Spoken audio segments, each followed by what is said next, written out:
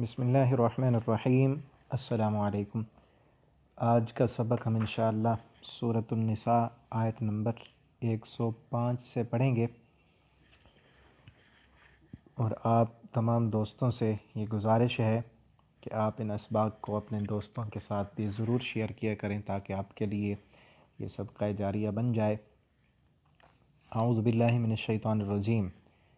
انا بے شک ہم نے، انزلنا ہم نے نازل کیا، الیکا آپ کی طرف، الکتابہ کتاب کو، بالحق حق کے ساتھ، لتحکم تاکہ آپ فیصلہ کریں، بین الناس لوگوں کے درمیان، بما اس چیز کے ساتھ، آرا کا جو دکھایا آپ کو اللہ نے، آپ اس علم کے ساتھ جو اللہ نے آپ کو دیا ہے، اس رہنمائی کے ساتھ لوگوں کے درمیان ان کے اختلافات میں آپ فیصلہ کریں جو اللہ رب العالمین نے آپ کو علم دیا، آپ کو رہنمائی عطا کی۔ ولا تکن اور نہ ہو جائیں آپ، للخائنین خیانت کرنے والوں کے لیے، خصیمہ ان کے حمایتی، ان کی طرف سے آپ حمایت نہ کریں وہ لوگ جو خیانت کرنے والے ہیں۔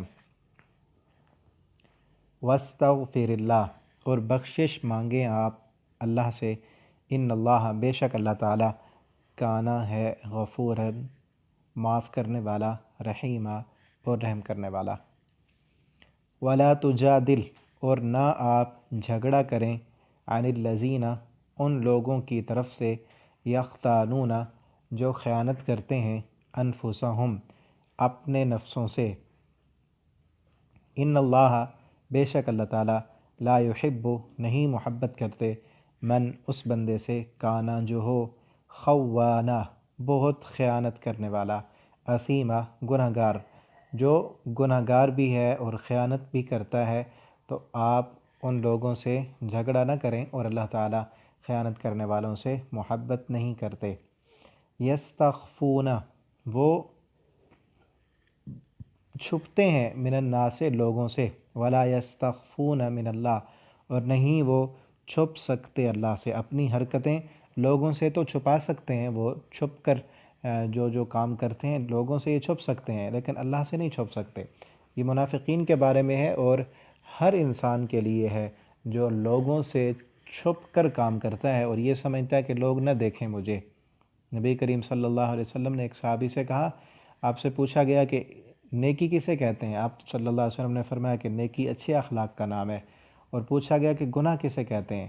آپ صلی اللہ علیہ وسلم نے فرمایا گناہ وہ ہے کہ جو تیرے دل میں کھٹکے ایسا کام اور تو یہ ناپسند کرتا ہو کہ میرے اس کام کی خبر لوگوں تک پہنچ جائے، لوگوں کو میرا یہ کام معلوم ہو جائے اور تو اسے ناپسند سمجھے، تو ایسے سمجھ وہ گناہ ہے کہ جو کام ہم لوگوں کے سامنے نہیں کر سکتے، یا ہم یہ چاہتے ہیں کہ ہمارے اس کام کی خبر لوگوں تک نہ پہنچے، تو وہ گناہ ہے۔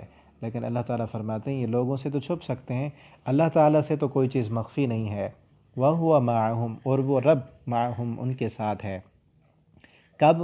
اذ یبیتون جب وہ راتیں گزارتے ہیں، جب وہ رات گزارتے ہیں، اور پیچھے ہم پڑھ چکے ہیں منافقین کا ذکر تھا کہ آپ صلی اللہ علیہ وسلم کے پاس آتے اور آپ کی حمایت کرتے اور کہتے ہم آپ کے ساتھ ہیں، اور یہ بھی وہ کہتے کہ جب کسی جنگ کے میدان میں فتح مل جاتی مسلمانوں کو تو وہ کہتے کاش ہم ہوتے نا تو بڑا کمال کرتے، ہم ہوتے تو بہت بڑی فتح ہوتی۔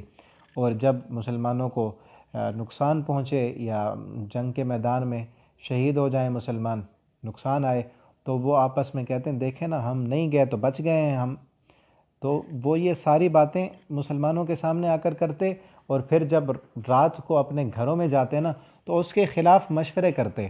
تو اللہ تعالیٰ فرماتے ہیں جب یہ راتوں کو اپنی چھپی مجلسوں میں جا کر مشورے کر رہے ہوتے ہیں، مجلسیں کرتے ہیں، اللہ کو سب پتہ ہے، اللہ تو ایک ایک چیز جاننے والے ہیں۔ اذ یبیتون جب وہ راتیں گزارتے ہیں، مالا ان کاموں پر، لا یرضی من القول جو نہیں راضی کرنے والے ہوتے ان کی باتیں، اللہ کو ایسی باتیں وہ کرتے ہیں رات کو جو اللہ کو پسند نہیں ہوتی، مسلمانوں کے خلاف مشورے کر رہے ہوتے ہیں، اللہ تعالیٰ کو تو سب پتہ ہے۔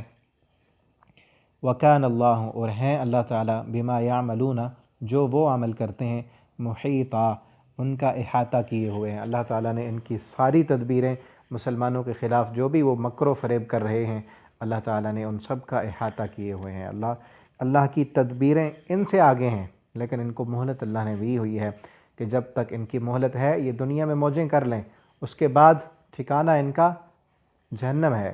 اور پھر ہر انسان کو یہاں پر سوچنا چاہیے ہمیں کہ اس میں ہمارے لیے کیا سبق ہے، کہیں ہم میں کوئی ایسی خامیاں تو نہیں کہ جو ہم والدین سے چھپ کے کرتے ہیں۔ ہم یہ نہیں چاہتے کہ لوگوں کو ہمارے ان کاموں کی خبر ہو جائے، تو یاد رکھیں رب کا قرآن کہتا ہے یستخفون من الناس، کہ لوگوں سے تم چھپ سکتے ہو، ولا یستخفون من اللہ، اللہ سے تم کبھی نہیں چھپ سکتے۔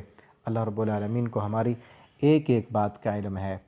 تو آج کا سبق یہاں تک ہمارا کافی ہے، انشاءاللہ اگلے سبق میں ہم اس سے آگے پڑھیں گے۔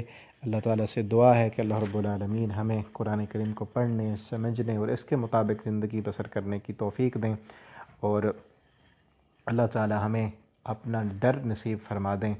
اور آپ سے گزارش بھی ہے کہ ان اسباق کو آپ آگے شیئر بھی کرتے رہا کریں تاکہ آپ کے لیے یہ صدقہ جاریہ بنے۔